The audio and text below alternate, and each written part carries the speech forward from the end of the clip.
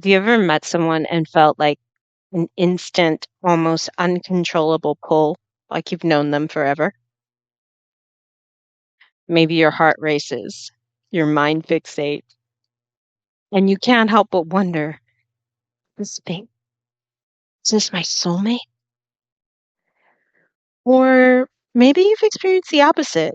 You met someone who is absolutely perfect on paper, yet there's no spark, no butterflies, no deep pull. Why does this happen? More importantly, what if this intense attraction you feel isn't actually love, but a mirror of your own subconscious? Today, we're breaking down the science of attraction from a non dual perspective. Why you're drawn to certain people, why you keep repeating patterns in love, and what's actually happening energetically when you feel that deep magnetic pull towards someone. And here's the real kicker: if everyone is you pushed out, why aren't we falling in love with everyone? Stick with me because this might change how you see attraction forever. So, attraction isn't random. It's also not just chemistry or even compatibility. It's a reflection of three powerful subconscious forces running in the background of your mind. First one, parent mirror. Second one, the completion mirror. And third, the addiction mirror. See, everyone talks about everyone as you pushed out, and a lot of the times they have a level understanding of what's going on. And they take a toxic solipsism type view where they just say, well, everybody just does as I say. And uh, that's not quite accurate. That's not even close to love's true nature. And so they're missing these three things. So let's talk about it. Parent mirror is the first one. The people we're drawn to often reflect our earliest relationships, especially unfinished emotional cycles from childhood. It's not always the case. If you've had healthy relationships, you would also, with your parents, and had a healthy childhood, you'd also be looking to recreate that. So this is not necessarily a bad thing, but it really depends on how you were raised. The completion mirror. Attraction can also be about finding what's missing within us, unexpressed qualities, repressed emotions, or even forgotten versions of ourselves. Next force, the addiction mirror, when attraction becomes a fix. Have you ever noticed that some people feel like a drug? You know they're not good for you, but you can't stop thinking about them. So you crave them, you're chasing a high. That's not just an emotional attachment, it's addiction. And it is also one of the three factors that might be controlling your attraction to others. All right, so let's talk about these more in depth. You ever wonder why you keep attracting the same kind of partner even when you know they're bad for you? This typically can be the parent mirror. Are you falling for the familiarity?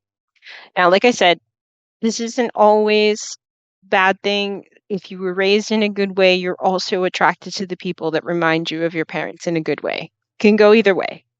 But it's really truly what's going on behind the scenes is your subconscious mind is looking for happiness. It's not looking for happiness, I'm sorry. It's looking for what's familiar. And if you had a parent who was emotionally unavailable, inconsistent, or even critical, you might find yourself drawn to partners who make them chase them for their love. Not because it's good for you, but because your mind is trying to resolve this unfinished emotional loop.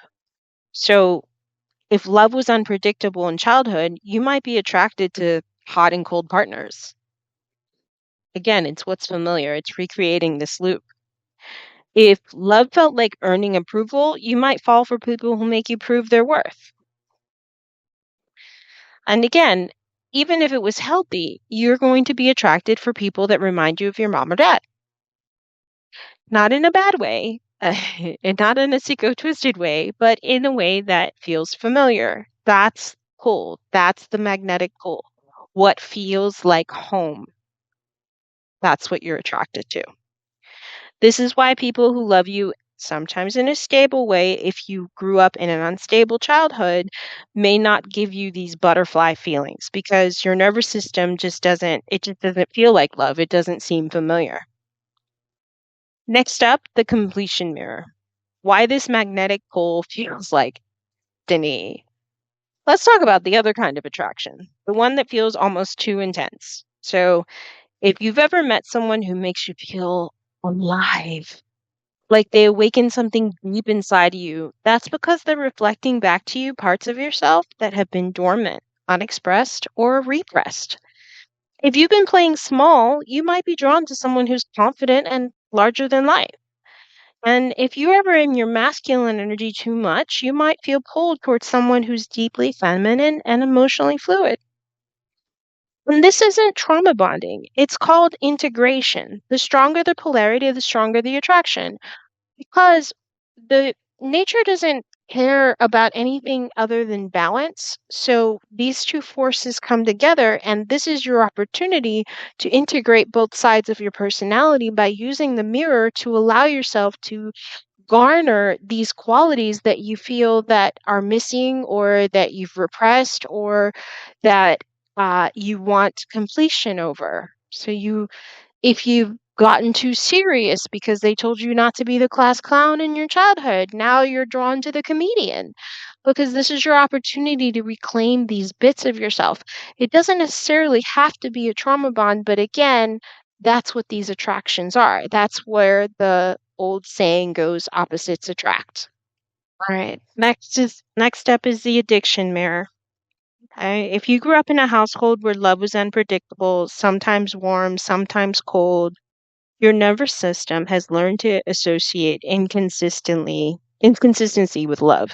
So psychologically, this creates this dopamine dependency, and every time they pull away, your brain goes into withdrawal.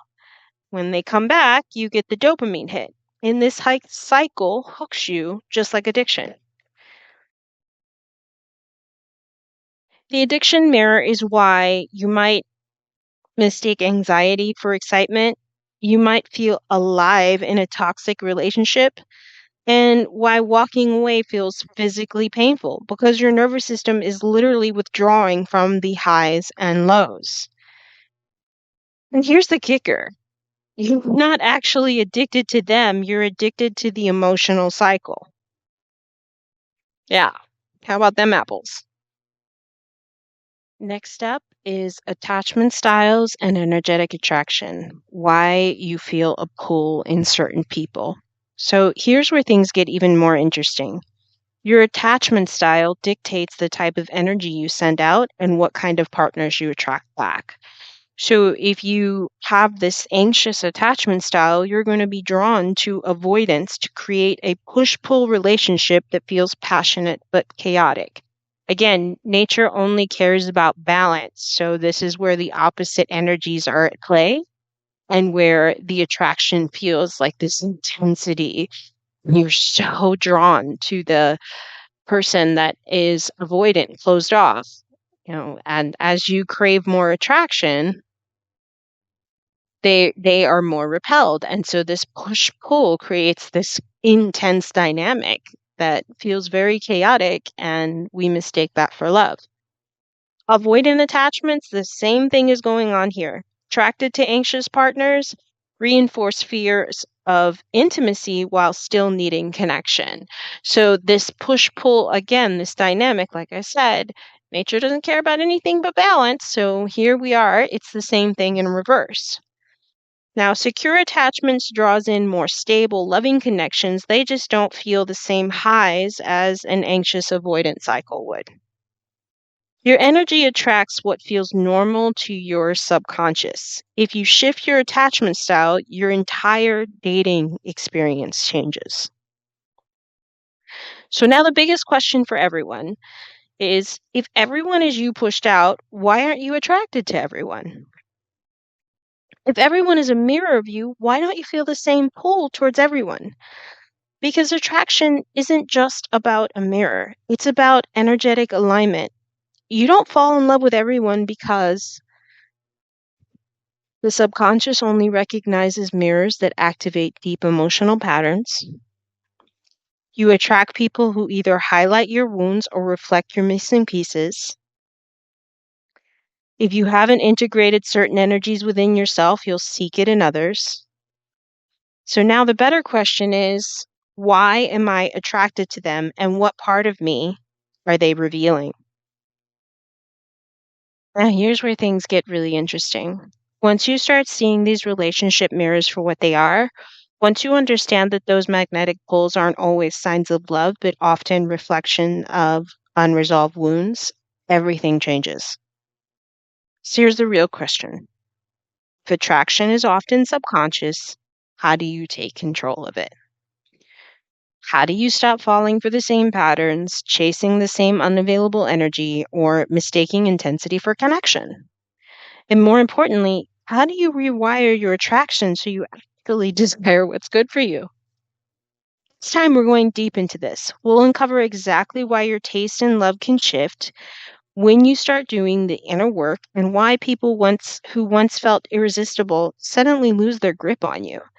And how to step into that version of yourself that naturally attracts healthy, secure, and aligned love. So trust me, you don't want to miss this one. Just remember, attraction alone isn't enough. You have to decide if it's leading you towards healing or just replaying old wounds.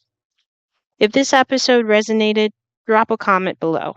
What's the one pattern you've noticed in your own relationships? And have you ever had intense attraction and it turned out to be a mirror of your wounds? Let's talk about it. And I'll see you in the next episode. Thanks for joining.